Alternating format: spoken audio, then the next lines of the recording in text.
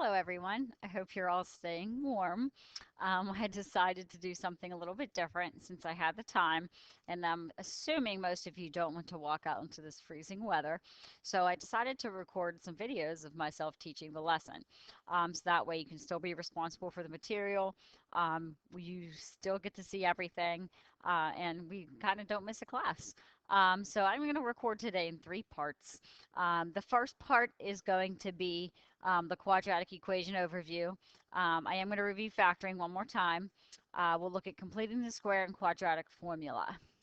The second part, I am going to record for applications.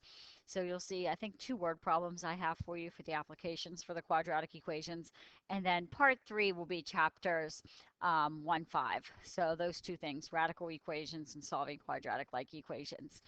I have blank notes online. It's kind of just like a blank page for you to write as I talk. I also will have the completed notes online as well, so you can have those to print out if you'd like. The quiz is also on Schoology, so you can use that to print out for the quiz for next week. So next week I will collect 2 quizzes. So both quizzes will be due next week. So quiz 2 and quiz 3 will be due next week. If you're don't have access to a printer, feel free to just use a piece of paper and copy down the problems. That's quite all right as well. Quiz 1 grades are already posted on Schoology, so you should be able to see those. Okay, so let's get started. All right, so section 1.4 and 1.5. Section 1.4 deals primarily with, speaking of, these are actually 1.5s. Oops, I thought those were 1.4s. Sorry about that, guys. That's actually 1.5, and this is actually 1.6. Okay, so starting with 1.5. So 1.5 is primarily quadratic equations. So what is a quadratic equation? So a quadratic equation is anything now with an x squared as your highest power. So the form for quadratic equations is usually written ax squared plus bx plus c equals 0. And there doesn't necessarily have to be an x term in there, but there does have to be an x squared. So some examples of quadratics would be, for example, 3x squared plus 2x plus 1 equals 0. You could actually have 5x squared plus 2 equals 0. Something simple like x squared plus 5x minus 6 equals 0. Anything to that effect. You'll usually see 2 terms or 3 terms in your quadratic equation. So you could even have an x squared along with an x term, but no c term. So those are all samples of quadratic equations, and notice the x squared, that clues us into that it's a quadratic equation. As far as a graph of a quadratic equation, the graph is a parabola. Okay, we'll get more into those actually in the upcoming chapters. You will actually graph those. But the graph is a parabola. The most applications I have seen to this, there's a lot of problems where technically the ball would take off and land again. So that would be the first spot the ball hits. The ball hits a max height. That's kind of a big, huge application to this. So that's kind of some of the parabola problems that you're going to see, some of the real life problems. Also area is a big application to this. So you will see an application problem with area as well. So quadratic equations, that's where they're used. I usually just think x squared. Okay, as soon as I see an x squared, that's what I do. Now, as far as solving these, so we did linear, all those linear problems we've done, you only have one answer, and that's because x is to the first power. All of the quadratic equations are now going to have 2 answers. And the reason why they have 2 answers is you are finding the 2 roots here where this quadratic equation hits the x-axis. There are 2 spots. Okay, even if I drew a U that kind of went through like this, it still hits at 2 spots. Okay, so most parabolas hit at those 2 x values there. So that's why you'll have 2 answers. Now, are there some cases that are weird and maybe it doesn't hit Yes. So this one here, this one would actually have imaginary answers because this one does not touch the x-axis whatsoever. Okay, so your answers are going to have eyes in them for that one. Is there an example where you would touch once? There is. Okay, so what if the u is sitting right on top of the x-axis? So it does only touch once. So that is going to appear when you're solving. That is what your double root is going to come out to be. Okay, so you will have the answer, but you will have it actually repeating. So your answer might be 1 and 1. Okay, but primarily there's always going to be two answers here. Okay, so that's kind of the idea.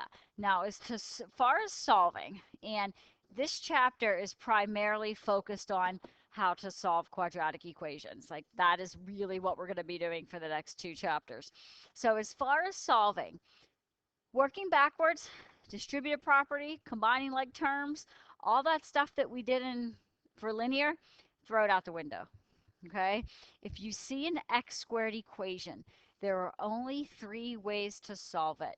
And one of those ways is to factor. The other way is completing the square. And the other way is the quadratic formula. There is no other options.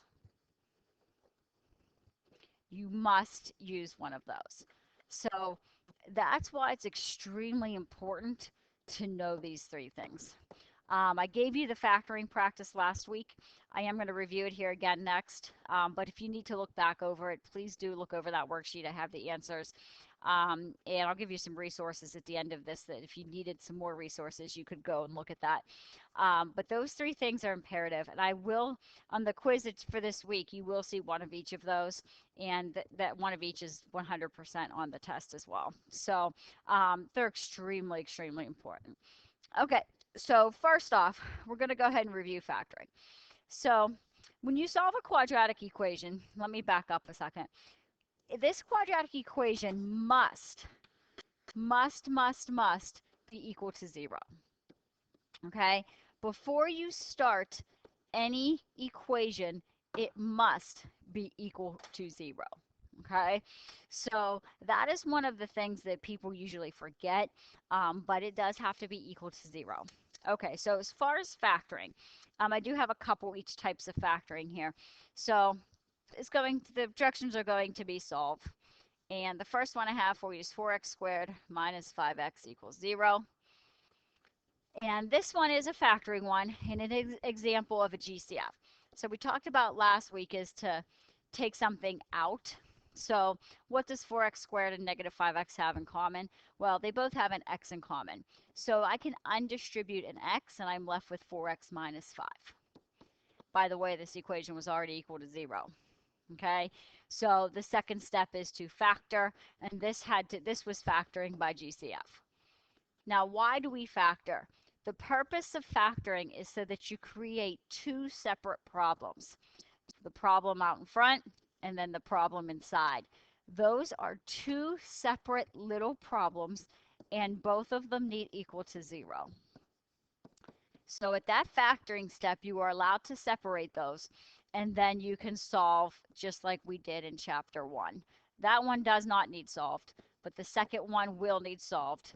Add 5 to both sides, and then divide by 4, and you get x equals 5/4. So there are your two answers, and I used factoring to do that. Okay, another problem I have for you with factoring is to solve x squared minus 25 equals 0. And again, notice the 0 is already there. Well, the left-hand side, how do I factor that? X squared and 25 have nothing in common, so I can't undistribute. But this one was a perfect square binomial. So those were on the sheet. I think I went over that last class. These are the perfect square binomials. They always get factored into 1 plus 1 minus. And the perfect square that makes 25 is 5 and 5. 5 times 5. So there are the two pieces again. One factor is this, one factor is that. You just now created two small equations. And if you work backwards, you get x equals negative 5. and you get x equals positive 5. Okay, so again, two solutions.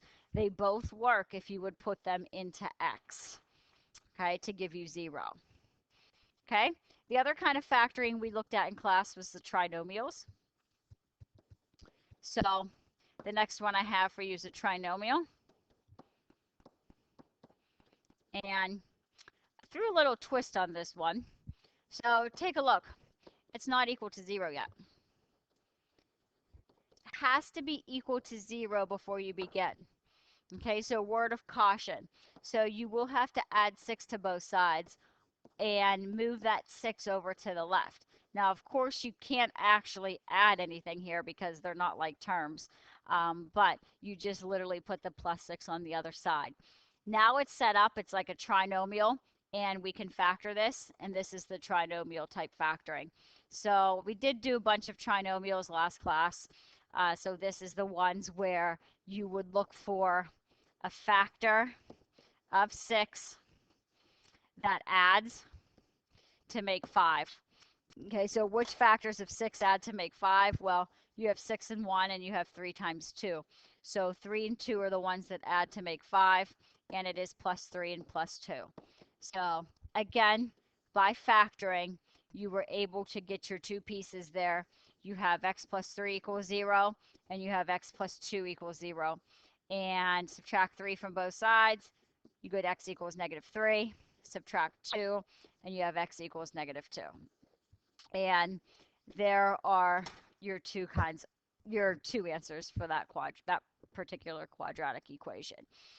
Okay, the last kind of factoring I have is kind of a harder type factoring, and it's the ones that usually confuse people, but it is undoing FOIL.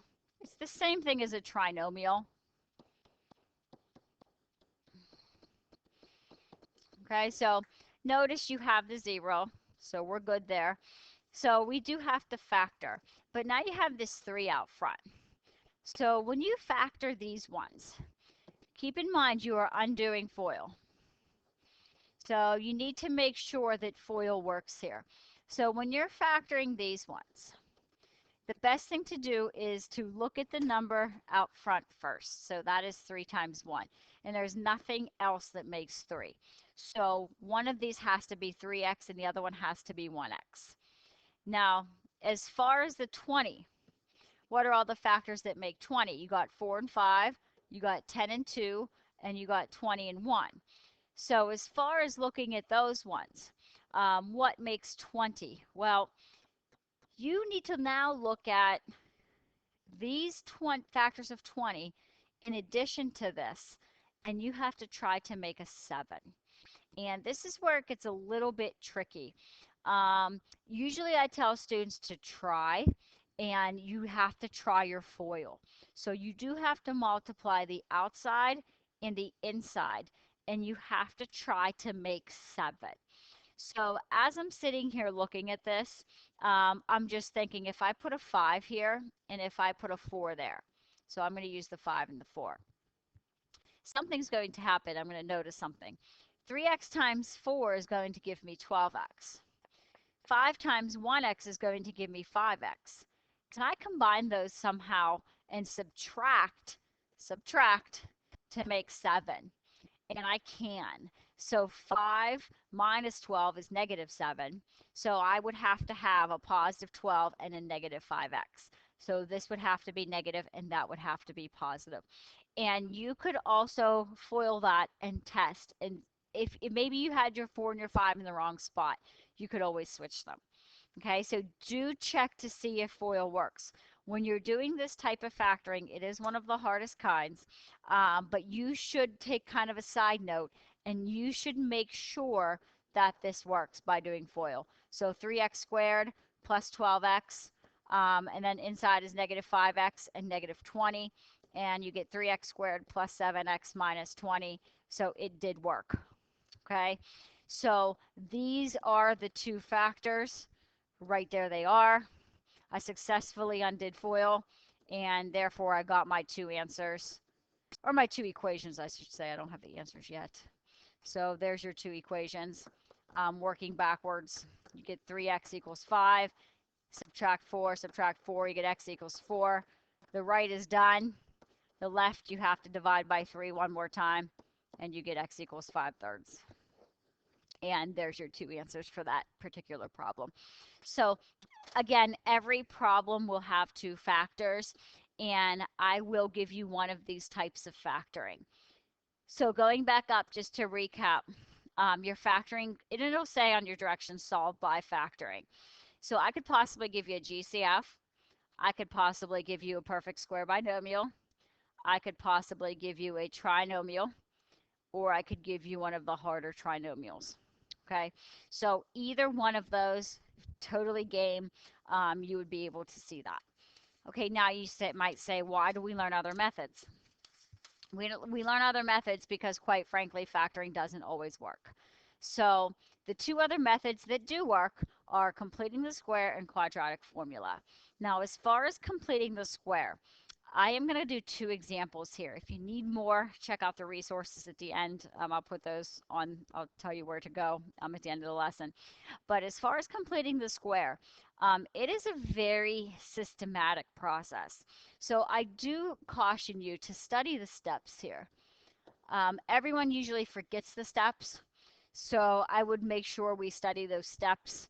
And I'll write them down, but that's usually kind of the trick. Okay, so number one, the first thing is the leading coefficient has to be 1. So what that means is the very first problem I give you has to be, or the very first number that you see has to be a 1. So there can't be anything in front of that x squared. And I will always provide this to you, okay? So I will always give you examples with 1. So as far as looking online, or if you see extra resources, you cannot use this method unless that first coefficient is 1. Okay, so it doesn't work for all of them, but it will work for this one.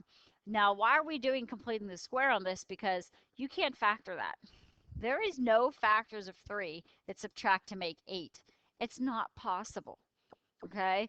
But this thing has two answers, okay? Yes, they may have eyes. They might be decimals. I don't know, but there are two answers here to find. All right, so as far as completing the square, okay, so first off, the coefficient has to be 1. The second step is you must move C to the other side. And that is the number. So we need to move the -3 to the other side. Okay, so we need to write this as x squared plus 8x equals 3. Now, once you have that, now is where you add the plus blank. Okay, so there has to be to each side. All right, so we are going to add that in. So x squared plus 8x plus something equals 3 plus something. All right, now what goes into that blank? And that's the critical step. So step 4, you take half of b, and b is the middle term. Okay, so that would be 8. So you take half of b, then square it. So in my problem up here, I would take half of 8, which is 4, and then I'd square it, which is 16. So 16 is the number that goes into the blank. That is 100% the critical step there. Step 5. Step 5, if you take a look at the left-hand side here, the left-hand side is a trinomial. So you will have to factor the trinomial. And you do have to write it as a binomial squared. Okay, so what times what makes 16? 4 and 4, and that adds to make 8. So therefore, you have to write that left-hand side like x plus 4 squared. Now keep in mind, this is really x plus 4 times x plus 4. Okay, and it'll always be perfect. So it has to be written as x plus 4 squared. The right-hand side, you can just do the math. That's 19. And now we have reached to this point. At this point, this is basically almost your last step. You want to square root both sides.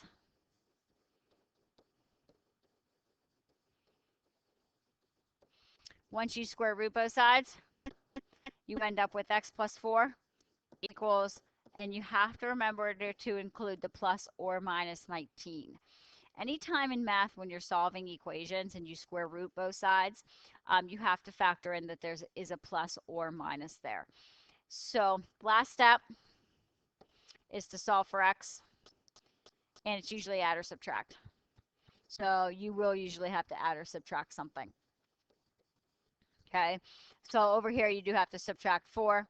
And as far as solutions, should have seen this in high school, usually the number gets written in front of the square root. So the solution there, and yes, there are two of them. One of them is -4 plus the square root of 19, and the other one is -4 minus the square root of 19. And those are crazy ugly decimals, but nevertheless, it has two answers. Okay, I know that was a lot. Again, the process does not change. You could find problems and do as many of these as you want. I am going to do another one just so you have another one here. So we're going to go ahead and solve x squared plus 4x minus 3. And I'll talk you through the steps. You'll be able to see them. Okay, so first off, there's a 1 out here. It's just an x squared, so we're good. The first step is to move that 3 to the other side. So it's going to be plus 3 on that side. Okay, so again, I'm adding 3 to both sides.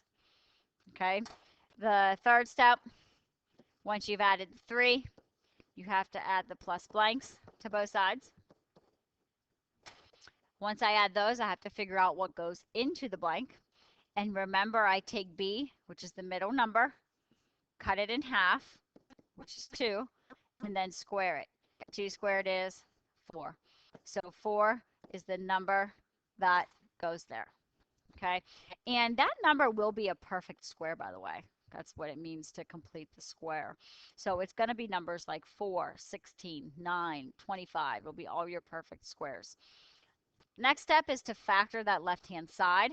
So if I look at this trinomial right here, the factors of that trinomial are x plus 2 and x plus 2. But remember, you can't write it x plus 2, x plus 2. You have to write it as x plus 2 squared. On the other side, you do have to do the math. So 3 plus 4 is 7.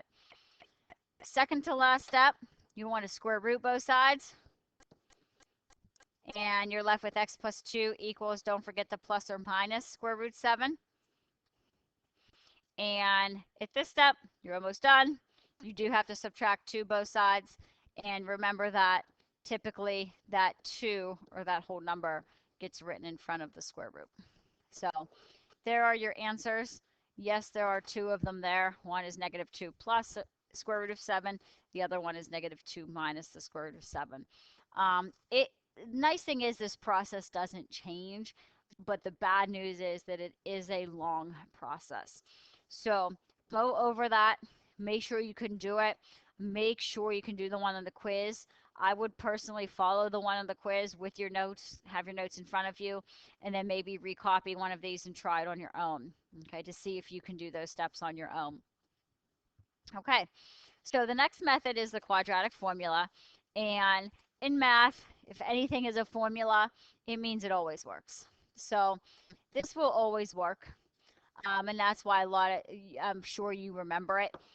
Because if you can't factor, if you can't maybe complete the square, the good news is the quadratic formula will always find those 2 answers for you. Okay, so, but on your next test, you will have to be able to show me that you can do all 3 though. So please be sure you study completing the square and make sure you know the factoring. But as far as quadratic formula, I am going to go ahead and back and do one of the completing the square ones, just so you can see that it does work. So the problem I'm going to do first is going to be the problem that I just did. So x squared plus 4x minus 3 equals 0. And I'm going to go ahead and use the formula for this. All right, do we remember the quadratic formula? There's a couple songs if you want to look on YouTube, give yourself a laugh on this cold day. People sing songs, make raps about this. It's crazy. So here it is, negative b plus or minus square root b squared minus 4 times a times c all over 2a. And you may ask, where the heck does the a, b, and c come from? Well, they literally come from standard form. A is the number in front of the x squared, b is the number in front of the x, and c is the number that is by itself at the end. So taking a look at this problem that I have up here, we can look at it, we can identify a, b, and c. So a is 1, b is 4, and c is negative 3. And it's quite simple. You just plug the numbers where it goes. I will give you this formula on the test, so you will have it. I'm more concerned with, can you use it? So x equals opposite b. So instead of 4, we're going to write negative 4, plus or minus the square root, b squared, which is 16, minus, now you have to do 4 times a times c. So this basically is all in parentheses here. So 4 times a times c all over 2 times a, while 2 times 1 is just 2. Okay, the only math on this is under the square root. We've got to find out what number is under there. So the first thing I do is multiply these numbers together over here. So you have 16 minus, well, 4 times 1 times negative 3 is negative 12. Okay, anytime you have minus and negative in math, that is addition. So 16 plus 12 is what that's turning into. And 16 plus 12 is 28, all divided by 2. Okay. Now at this step, you may say, wait, this does not look like the last answer we had. It looks completely different. And the reason it looks different is because this square root right here, that square root actually has to be simplified. So I'm not sure if you remember how to simplify square roots or not, but you simplify square roots by breaking them down to 2 square roots, one of them being perfect. So 28 breaks down to 4 times 7. And the reason we break that down is because you can actually do the square root of 4. So the square root of 4 here becomes 2. So this problem is transformed into negative 4 plus or minus 2 square roots of 7 all over 2. And you are able to divide both of those by 2. So negative 4 divided by 2 plus or minus 2 square roots of 7 divided by 2.